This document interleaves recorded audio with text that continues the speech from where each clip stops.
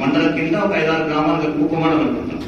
కానీ ఆ ఉపమండల స్థాయిలో లేకపోతే బ్లాక్ స్థాయిలో నగరాల్లో ప్రతి 1,00,000 జనాభా ఒక యూనిట్ అనుకొని అలాంటి నగరాల్లో మెట్రో సిటీస్ మీద 1,00,000 ఒక యూనిట్ అనుకొని ఇలాంటి చోట హిందూ సమాజ ఉత్సవాలు నిర్వహించాలని చెప్పి సంఘం ప్రయత్నం చేస్తుంది.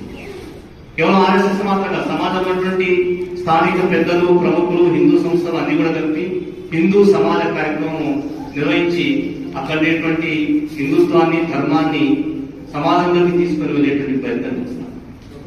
అలాగే ప్రతి బ్లాక్ లెవెల్లో ప్రతి చోట ఒక సామాజిక సద్భావన సదస్సులు, వివిధ సంస్థలు, వివిధ మఠాలు, వివిధ కులాలకు చెందినటువంటి ప్రముఖ వ్యక్తులందరినీ కూడా చోటు తీసుకుని రావడం, సమాజంలో సమరసతను ఎలా నిర్మాణం చేయాలి, మంచి విషయాలు ఎలా ప్రచారంలో తీసుకెళ్ళాలి, ఏకాత్మ భావన, మనమందరం ఒకటైనటువంటి భావన తీసుకుని వెళ్ళడం, అలాగే పర్యావరణ హితకారిగా ఉండడం, స్వదేశీ జీవన విధానాన్ని పాటించడం, దాంతో పాటుగా సామాజిక అనుశాసనము, చట్టాలని పాటించడం, హిందూ కుటుంబాన్ని కాపాడడం, ఇలాంటి అంశాలను తీసుకొని సామాజిక సద్భావన సదస్సులు నిర్వహించడానికి ప్రయత్నం చేస్తున్నాం.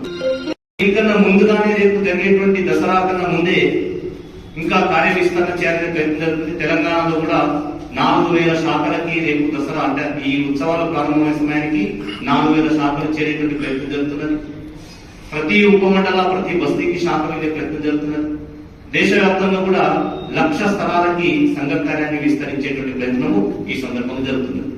అయితే దీన్ని పురస్కరించుకొని దేశవ్యాప్తంగా ఉన్నటువంటి హిందూ సమాజాన్ని, సంఘ స్వయం సేవకులని, తర్వాత సంఘ భావజాలంతో ఉన్నటువంటి సంస్థలందరినీ కూడా రాబోయేటువంటి సమయంలో జరిగేటువంటి కార్యక్రమాల్లో అన్నింటిలో భాగస్వామ్యం తీసుకొని సంఘ కార్యక్రమాన్ని, సంఘ భావజాలాన్ని వేగంగా ఇంకా సమాజంలోకి తీసుకెళ్లేటువంటి ప్రయత్నం చేద్దామని చెప్పి సంఘం పిలుస్తున్నారు.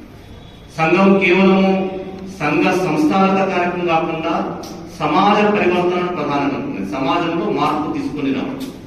గత 100 సంవత్సరాలుగా సంఘ కార్యక్రమాల కారణంగా, వ్యక్తి నిర్మాణం కారణంగా స్వయం సేవకులను తయారు చేయడం, ఆ స్వయం సేవకుల ద్వారా వ్యవస్థ లోపల, సమాజం లోపల పరివర్తనను, మార్పును తీసుకొచ్చే ప్రయత్నం చేస్తున్నాం.